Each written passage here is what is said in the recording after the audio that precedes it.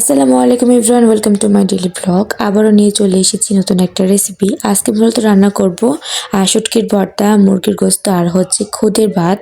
তাও আবার দুপদের ডাল দিয়ে একদম খিচুড়ির মতো করেই রান্না করা হবে। তো ফার্স্টে এই চুলায় আমি বসিয়ে দিয়েছি মুরগির গোস্ত। তো আমার সাথে আমার শাশুড়ি মা আছে। তো আমি তো আর এগুলোর মাপজোপ তেমন একটা জানি না, উনি আমাকে হেল্প করে সবসময়। বলতে গেলে আমি ওনার অ্যাসিস্ট্যান্ট হয়েই কাজ করি। তো আমি এখানে সব মশলা দিচ্ছিলাম আর আম্মু আমাকে বলে দিচ্ছিল কতটুকু দিতে হবে, কতটুকু দিতে হবে না। তো ফার্স্টে এখানে সব পদের মশলা দিয়ে দিলাম। আমি মশলার ভাই ওরকমভাবে নাম জানি না। আর এখানে কি দেওয়া হয়েছে সেটা তো দেখতেই পাচ্ছ। আর এই বরফটা ছিল হচ্ছে টক দই। আর তারপর এই মশলাগুলো কষানোর পর একে একে সবগুলো মুরগির গোস্ত দেওয়া হয়ে গিয়েছে। আর সাথে আলুও দিয়ে দিয়েছে। আজকে তেমন বেশি মশলা দেওয়া হয়নি, কারণ মুরগির গোস্ত সাদা করে রান্না করা হবে। সাদা করে হচ্ছে আগের দিন রান্না করা হয়েছিল, তো সেটা খেয়ে সবার ভালো লেগেছে। তাই আজকে খুদের বউয়ের সাথে সাদা করে রান্না করা হচ্ছে মুরগির গোস্ত। তো সেই দিকে মুরগির গোস্তটা কষানো হচ্ছে আর এই দিক দিয়ে পোলাও বসানো হবে। পোলাও বলবো বা খিচুড়ি যাই হোক, তো সেটা বসানো হবে। তার জন্য একে একে আদা রসুন লবণ এগুলো দেওয়া হয়ে গিয়েছে, আর গরম মশলা যা যা আছে সেগুলো দেওয়া হয়ে গিয়েছে। এখন ধনিয়া ফাঁকি দেওয়া হবে। দেওয়ার পর একটু পানিও দিয়ে দিয়েছিল এতক্ষণে। আর ধনিয়া ফাঁকি দেওয়ার পরে একটু বেশি করে নাড়াচাড়া দিয়ে কষানো হবে। যে কোনো রান্নাই হোক না কেন ভালো করে কষালে হয়তো বা রান্নার মজাটা আর বেশি বেড়ে যায়। সেটা হোক না কেন মাছ, হোক না কেন মুরগি, না বা পোলাও।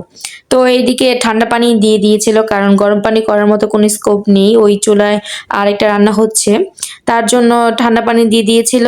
আর ঠান্ডা পানিটা এখন এটা বলক আসার পর চাল দিয়ে দিবে। এখানে ছিল মুগ ডাল ভাজা, হালকা করে ভেজে নিয়েছিল, সাথে মসুর ডালটাও একটু ভেজে নিয়েছিল। দুপদের ডাল ভেজে তারপর হচ্ছে এখানে চাল দিয়ে এখন ধুয়ে তারপর সবগুলো দিয়ে দিবে। এটা ছিল খুদ, ভাতের চালের খুদ। তো এখন এটা দেওয়া হয়ে গিয়েছে চালগুলো, এখন এটাকে ঢেকে রেখে দিবে। এই দিক দিয়ে মুরগির গোস্তটাও ভালো করে কষানো হয়ে গিয়েছে, গোস্ত থেকে অনেক পরিমাণের পানি বের হয়ে গিয়েছে। এখন এটাকে কলিজাটা দিয়ে তারপর ঝোল দিয়ে দেওয়া হবে। আর ঝোলটা শুকিয়ে আসলে তারপর আর আস্তে আস্তে নামিয়ে ফেলবে। তো এখন ঝোল দিয়ে দিচ্ছে। তারপর একটুখানি বলক আসার পর এখানে একটু দুধ দেওয়া হবে। তো আমাদের বাসায় লিকুইড দুধ ছিল না, তার জন্য ফাঁকি দুধকে লিকুইড করে তারপরে দুইটাতে দেওয়া হয়েছে।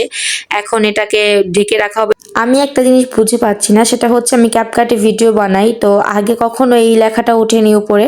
এখন ভিডিওর উপরে সাইটে এই লেখাটা কেন ওঠে, তোমরা যদি কেউ জেনে থাকো এটা সলিউশন কি, তাহলে অবশ্যই আমাকে কমেন্টে জানাবে।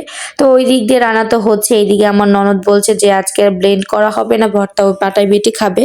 তো ও নিজে বাটতে বসে যায়, তারপর শুটকির ভর্তাটা বেটে ও বানায়। আজকের মতো আমাদের রান্না বান্না এখানেই শেষ, চলো এবার খাওয়া যাক। আজকের ভিডিওটা ছিল এই পর্যন্ত। ভিডিওটা ভালো লাগলে লাইক কমেন্ট শেয়ার করে দিবেন। সবাইকে আল্লাহ হাফিজ।